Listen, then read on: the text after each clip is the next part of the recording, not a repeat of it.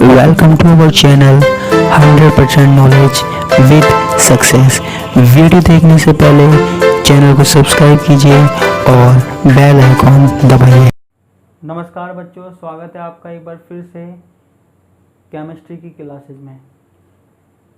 हमारे पास chemical kinetics की बात चल रही थी, रासायनिक बलगति की बात चल रही थी, जिसमें मैंने आपको पिछली क्लास में अभिक्रिया की अनुसंख्यता और अभिक्रिया की कोटि के बारे में बताया था। ठीक है, तो अब हम अभिक्रिया की कोटि की ही बात करेंगे।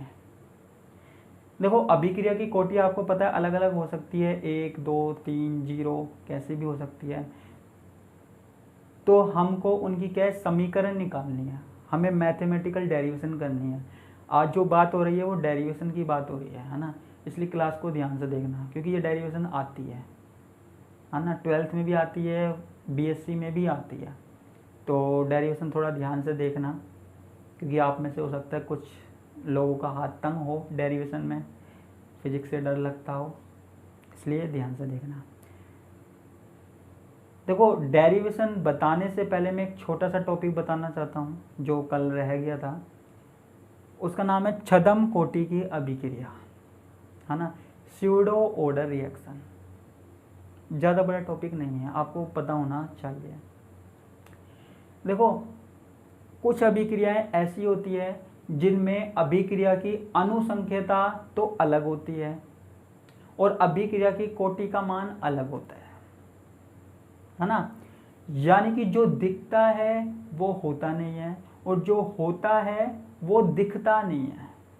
जो होता है वो दिखता नहीं है और जो दिखता है वो होता नहीं है ना। यानी कि अभिक्रिया की अनुसंख्यता और अभिक्रिया की कोटि का मान अलग अलग होता है। तो ऐसी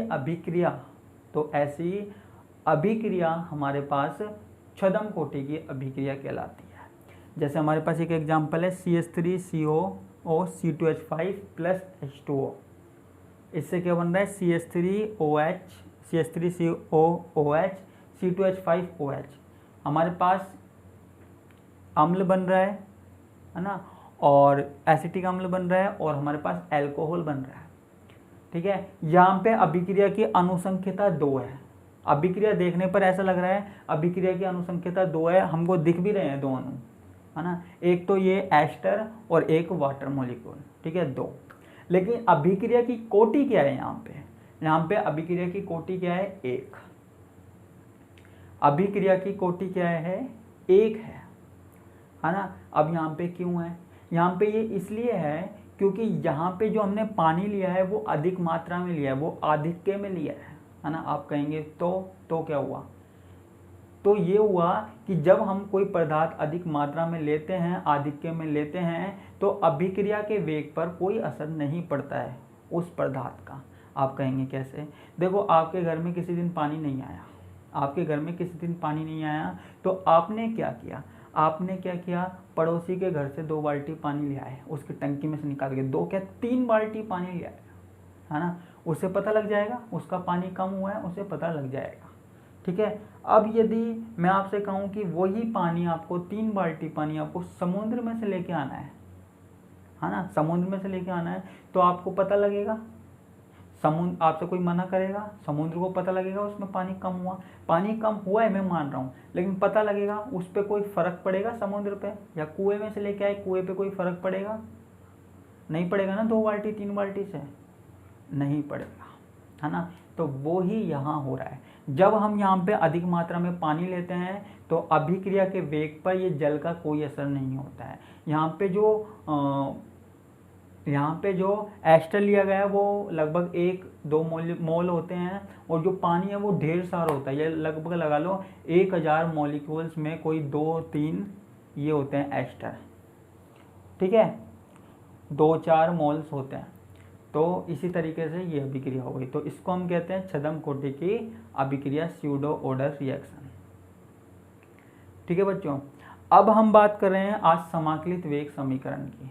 ठीक है, तो सबसे पहले आज हम पढ़ रहे हैं 0 ऑर्डर रिएक्शन, शून्य कोटि की अभिक्रिया। अब ये क्या चीज है, देखो ऐसी अभिक्रिया जिसमें अभिकारक की सांद्रता का अभिक्रिया के वेग पर कोई प्रभाव ही नहीं पड़ रहा है ना, कोई प्रभाव नहीं पड़ रहा है, कोई इफेक्ट नहीं पड़ रहा है, ठीक है, तो वहाँ पे शून्य कोटि की अभिक्रिया होती है, जीरो ऑर्डर रिएक्शन होती है, ठीक है। तो अब हमें इसकी क्या देखनी है, रिएक्शन देखनी है। अब हम बात कर रहे हैं जीरो ऑर्डर रिएक्शन की या शून्य कोटि अभिक्रिया की, ठीक है। देखो अब मैंने क्या किया, यहाँ पे देखना ध्यान से, मेरे पास कोई रिएक्शन है ए, ठीक है, और इससे हमारे पास क्या बन रहा है, प्रोडक्ट बन रहा है, प्रोडक्ट बन रहा है, ठीक है। अब मैंने क्या किया, जब मेरे पास टाइम जीरो था, ठीक है, जब मेरे पास टाइम जीरो था यानी कि रिएक्शन स्टार्ट ही नहीं हुई थी, तो क्या था, तो हमारे पास जो रिएक्टेंट था वो पूरा का पूरा था, मैंने मान लिया ए, और प्रोडक्ट क्या है, जीरो। अब हमारे पास रिएक्शन कुछ कंप्लीट हो गई, यानी कि कुछ टाइम के बाद जो ये प्रोडक्ट है वो बन गया, यानी कि हमने मान लिया एक्स बन गया, तो जो हमारे पास रिएक्टेंट बचा, अभिकारक बचा, वो क्या बचा, ए माइनस एक्स बचा, ठीक है। अब मैंने आपको ये बताया था, जो हमारे पास अभिक्रिया का वेग होता है, हमारे पास अभिक्रिया का वेग होता है,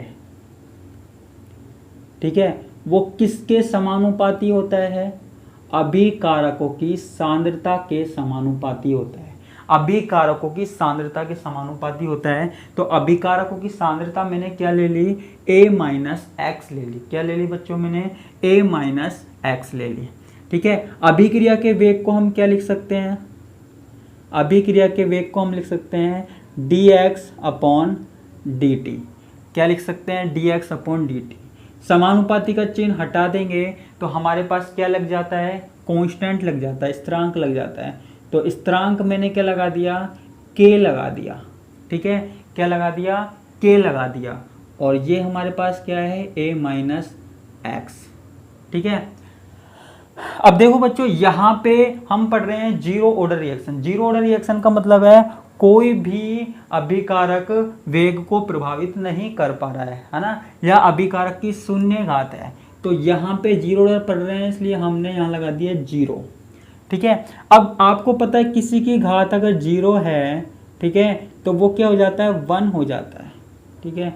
तो यहाँ पे क्या हो गया, dx upon dt is equal to k, है ना, और यहाँ पे ये क्या हो गई, रिएक्शन नंबर 1 हो गई, ठीक है। ये हमारे पास समीकरण नंबर 1 हो गई, ठीक है। ये हमारे पास क्या है, अवकलित वेग समीकरण है ना। ये हमारे पास जो समीकरण फर्स्ट है वो क्या है, अवकलित वेग समीकरण है, अवकलित वेग समीकरण है, ठीक है। अब हमको क्या करना है, इसका समाकलन करना है। किसका समाकलन करना है, इस समीकरण का करना है, ठीक है।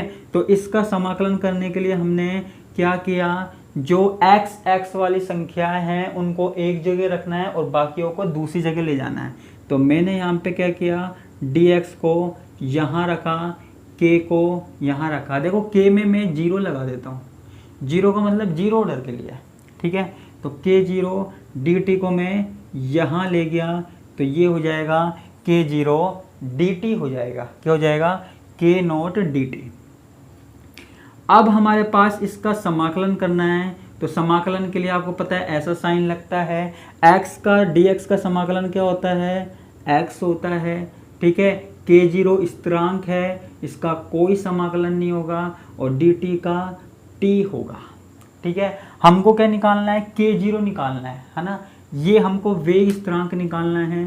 तो यहाँ पे हम देखो वेग स्थिरांक निकालना है, लेकिन उससे पहले बात, जब भी हम समाकलन करते हैं तो हम समाकलन स्थिरांक लगाते हैं, ठीक है। तो मैंने यहाँ पे समाकलन स्थिरांक लगा दिया, i लगा दिया, c लगा दो, i लगा दो, कई बुकों में c लिखा हुआ है, मैंने यहाँ पे i लिख दिया, ठीक है। अब i का मान निकालना है, ठीक है। अब देखो i का मान कैसे निकालेंगे, जब हमारे पास टाइम जीरो था, ठीक है, जब हमारे पास टाइम जीरो था तो हमारे पास x क्या था, जीरो। जब हमारे पास टाइम जीरो था तब हमारे पास x क्या था, प्रोडक्ट जीरो था, ठीक है। तो अब यही वैल्यू हम इसमें रख देंगे, ठीक है। जैसे हमने इसको मान लिया समीकरण नंबर 2, ठीक है। तो ये मान हम किस में रख देंगे, समीकरण 2 में मान रखने पर। मैंने यहाँ लिख देता हूँ समीकरण 2 में मान रखने पर,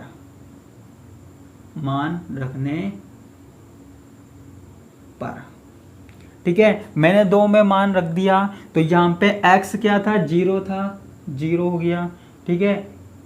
t क्या था, 0 था, तो k0 भी क्या हो जाएगा, 0 हो जाएगा। तो ये क्या बचेगा, i बराबर 0। i की वैल्यू अब इसमें रख दो, ठीक है। तो i का मान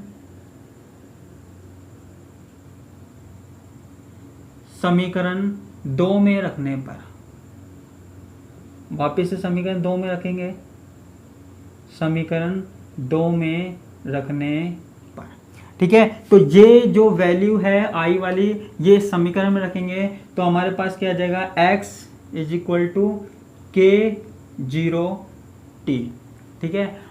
हमको किसकी वैल्यू निकालनी है, k नोट की वैल्यू निकालनी है। तो हम यहाँ पे क्या लिख देंगे, k naught is equal to x upon t। ये हमारे पास समीकरण नंबर 3 आ गई और ये ही हमको निकालनी थी। ये हमारे पास क्या है, समीकरण नंबर 3 समाकलित वेग समीकरण है, ठीक है। किसके लिए, जीरो ऑर्डर रिएक्शन के लिए ये समाकलित वेग समीकरण है, समीकरण 3, ठीक है। दिख रहा होगा समीकरण 3 क्या है, समाकलित वेग समीकरण है, ठीक है। आगे बात करते हैं इसकी, आगे क्या होता है, आगे देखो हमको इसका स्थिरांक वो मात्रक निकालना है, ठीक है। तो मात्रक हम कैसे निकालेंगे, मात्रक निकालने के लिए हम क्या करते हैं, कोई सी भी अभिक्रिया उठा लो, ठीक है। जैसे हमने ये समीकरण नंबर फर्स्ट ले ली या फिर ये ले ली, तो यहाँ पे हमारे पास क्या था, k0 x अपॉन टी। हमें k0 k नोट का मात्रक निकालना है, यूनिट निकालनी है ना। तो ये x क्या है, ये x हमारे पास क्या है, सांद्रता है, x हमारे पास क्या है, सांद्रता है, और t क्या है, समय है, t क्या है, समय है। तो सांद्रता को हम किस में लिखते हैं, मोल अपॉन लीटर में लिखते हैं, और समय को किस में लिखते हैं, सेकंड में लिखते हैं, है ना। तो इसको हम इस तरीके से लिख सकते हैं, मोल लीटर इंटू सेकेंड, ऐसे लिख सकते हैं। तो हमारे पास ये क्या हो जाएगा, मोल लीटर इनवर्स और सेकंड इनवर्स। ये हमारे पास किसका मात्रक हो जाएगा, जीरो ऑर्डर रिएक्शन के लिए हो जाएगा मात्रक, ठीक है। फर्स्ट ऑर्डर के लिए अलग होता है, सेकंड ऑर्डर के लिए अलग होता है, थर्ड ऑर्डर के लिए अलग होता है, ये जीरो ऑर्डर के लिए है, ठीक है। तो मैं इसको मिटाना चाहूँगा,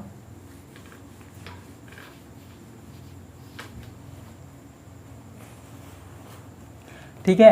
अब हम आगे की बात देखते हैं। इसमें आगे हमको इसमें क्या देखना है, हाफ लाइफ देखनी है,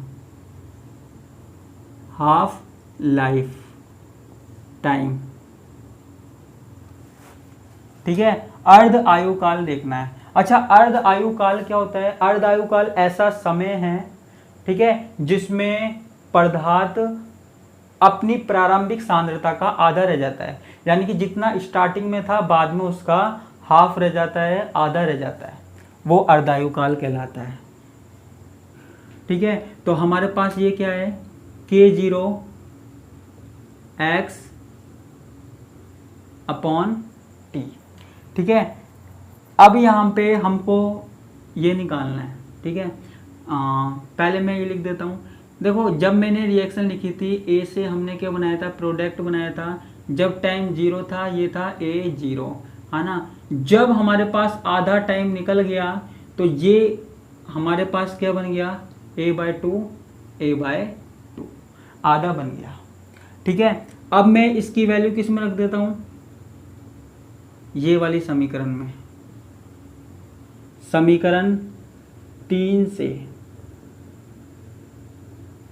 समीकरण 3 से k0 is equal to x upon T, ठीक है। तो x की वैल्यू क्या है अब, a/2, तो यहाँ पे, और t की वैल्यू t हाफ, तो यहाँ पे k0 is equal to x क्या लिख दिया, a/2 2 और T हाफ। हमको क्या निकालना है? T हाफ निकालना है। तो T half is equal to A/2K0।